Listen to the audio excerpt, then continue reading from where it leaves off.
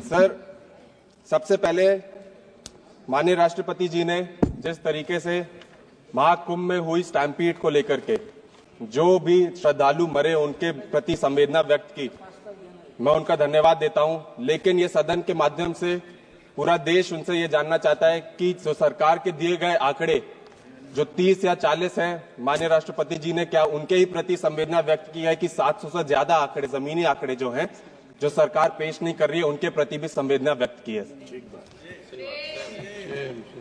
Sir, सबसे पहले मैं राष्ट्रपति द्वारा दिए गए अभिभाषण के महत्वपूर्ण बिंदुओं को जिसमें उन्होंने कहा है कि सेवा, सुशासन, समृद्धि और गर्व के स्तंभों पर देश के भविष्य का दृष्टिकोण रखा है। लेकिन पिछले एक साल की हकीकत को नजदीक से देखें तो ये दावा जनता की असली अनुभवों से बिल्कुल अलग दिखाई पड़ता है। सत्ता में सरकार का कम मार्जिन से जीत पाना ये स्पष्ट करता है कि देश के लोगों के सरकार के बढ़ती निराशा एक सच्चाई है।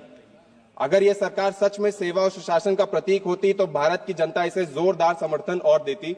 लेकिन मतदाता का स्पष्ट संदेश इस सरकार को यह है कि वो परिवर्तन चाहते हैं। सरकार खुद को, स्पीकर सर, सरकार खुद को गरीब का रखवाला कहती है, गरीब कल्याण और सबका साथ सबका विकास जैसे स्लोगन्स देती है, लेकिन असली सच्चाई सबसे परे नहीं है। ये लोग गरीबों का भला करने का वादा तो जरूर करते हैं, लेकिन देश में इनकम इक्वालिटी और बढ़ती चली जा रही है। इनकम इनक्वालिटी, ऑक्सफैम रिपोर्ट के अगर मुताबिक चले सर, तो सिर्फ 1% अमीर लोग इस देश की 40% से ज्यादा संपत्ति कंट्रोल करते हैं। बाकी जो गरीब लोग हैं करोड़ों, वो कहीं के नहीं बचे हैं। अर्बन एरियाज में युवा बेरोजगारी 23% से ज्यादा हो गई है। और अगर हम रूरल इंडिया की बात करें तो वहां पे जो गरीबी है और मनरेगा का बजट भी 30% से ज्यादा कम कर दिया गया है।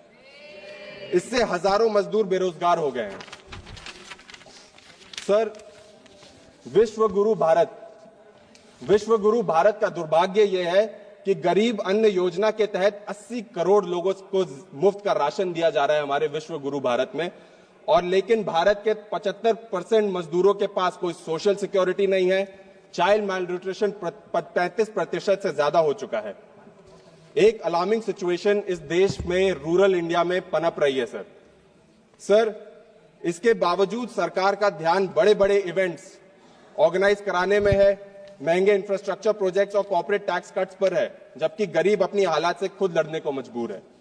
यह डिस्कनेक्ट छोटे व्यापारियों के साथ भी क्लियरली दिखाई देता है सर, जो देश की इकोनॉमी का बैकबोन कहे जाते हैं। उनका भी बुरा हाल है। बड़ी कंपनीज बिना किसी रुकावट के एक्सपैंड कर रही हैं, लेकिन छोटे दुकानदार और व्यापारी सरकार के अनदेखी का शिकार हो रहे हैं। सरकार फाइनेंशियल इंक्लूजन और लोन प्रमोट करने की बात तो करती है, लेकिन उसमें ये लोगों को जोड़ती नहीं है। अगर हम बनारस की बात करें सर, जो पीएम माननीय प्रधानमंत्री जी का क्षेत्र है, तो वहां पे 40 साल से ज्यादा बीएचयू के पास काम कर रहे दुकानदार, छोटी मोटी दुकानदार के लोग, उनको हटा दिया गया सिर्फ वीआईपी कॉन्वॉयज के लिए, जिसमें पीएम खुद एक हिस्सा थे। इन व्यापारियों को फेक स्कीम्स और खोखले वादे नहीं चाहिए, उनको अपना काम बिना डर के करना है और उनको अपना अधिकार चाहिए सर। लेकिन ये प्रधानमंत्री जी का संसदीय क्षेत्र है, उसके बारे में बोल रहा था और ये हकीकत है। इन व्यापारियों को फेक स्कीम्स नहीं चाहिए सर, उनको अपना हक और अधिकार चाहिए। जब लोग इकोनॉमी का फाउंडेशन कहे जाते हैं, उन्हीं को सरकार इज्जत नहीं देती, तो इसका मतलब क्लियर है कि सरकार सिर्फ अमीरों के लिए काम कर रही है, जबकि गरीबों के लिए सिर्फ खड़े वादे कर रही है सर। सरकार प्राउडली फार्मर्स को अन्नदाता कहती है। फाइनेंस मिनिस्टर ने यहाँ पे सदन में खड़े होकर के फार्मर्स को अन्नदाता कहा, लेकिन उसकी पॉलिसीज उनको सिर्फ धोखा दे रही है।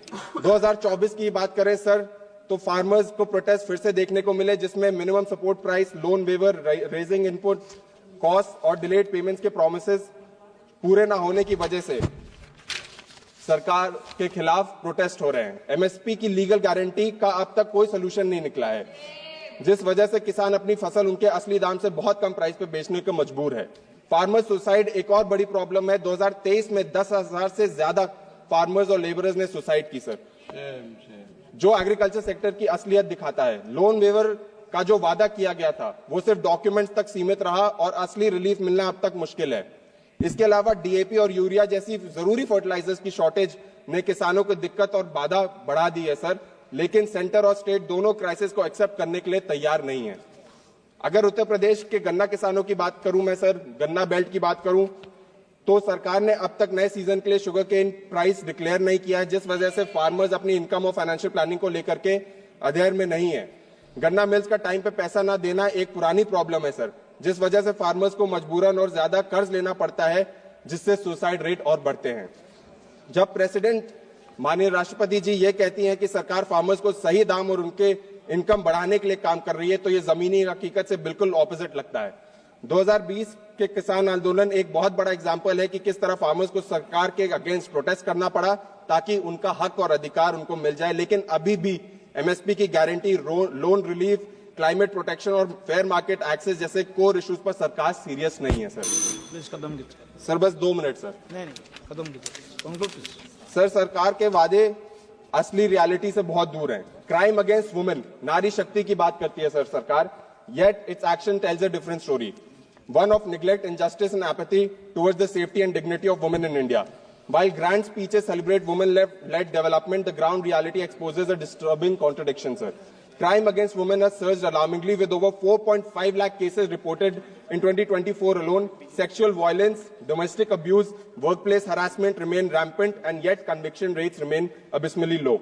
The horrific incidents in Manipur, sir, where women were paraded naked and assaulted, shook the nation's conscience, and yet this government remained silent for 77 days, sir. Yet the government has to speak on Manipur, sir. We have demanded so many times in the parliament, yet it has to speak. Please sir, conclude. The government says, boasts about youth empowerment. Youth बहुत बड़ा section है हमारी society का, sir. Unemployment is soaring. Unemployment rate is at more than 8% as of December 2024. 35.6 million people are jobless, and yet the government's negligence continues, sir. UP, PSC, RO, ARO exams were cancelled due to paper leak, triggering widespread protests. This isn't an isolated incident. We have seen multiple such incidents where people in Prayagraj, the students in Prayagraj, were beaten up because of their protests, sir. This has been happening at the entire country. Sir, we've also seen protests like Agnipath in 2022, where frustrated youth stripped of stable career opportunities took to the streets. Sir, bus last. Sir, bus last. Sir, bus last है sir. Sir, bus last है. अभय Kumar Sinha sir बस 1 minute sir conclude कर रहे हैं sir बस एक बहुत महत्वपूर्ण मुद्दा है सर बस 1 minute Abhay Kumar Sinha ji please sir मैं आज मुसलमान और शेड्यूल कास्ट कम्युनिटी के खिलाफ बढ़ते हुए अत्याचार और भेदभाव और हेट स्पीच के बारे सर मैं मुसलमान और शेड्यूल कास्ट कम्युनिटीज के खिलाफ बढ़ते हुए अत्याचार भेदभाव और हेट स्पीच पर बात करने के लिए यहाँ पे भी खड़ा हूँ। उत्तर प्रदेश और दूसरे बीजेपी शासित राज्यों में उत्तर प्रदेश के कांवड़ यात्रा के ऊपर भी बोलिए, जो स्पीच हुआ है उसके ऊपर भी ये बहुत प्रोफाउंड दौरान मुस्लिम रेस्टोरेंट मालिक को अपना नाम डिस्प्ले करने पे मजबूर किया गया। सर यहाँ तक मैं खुद दलित समाज से आता हूँ सर। मैं जब इलेक्शन लड़ने के लिए गया मेरे हाथों से पर्चा नहीं लिया गया। ये आज समाज की हालत है सर, क्योंकि मैं दलित समाज से आता हूँ।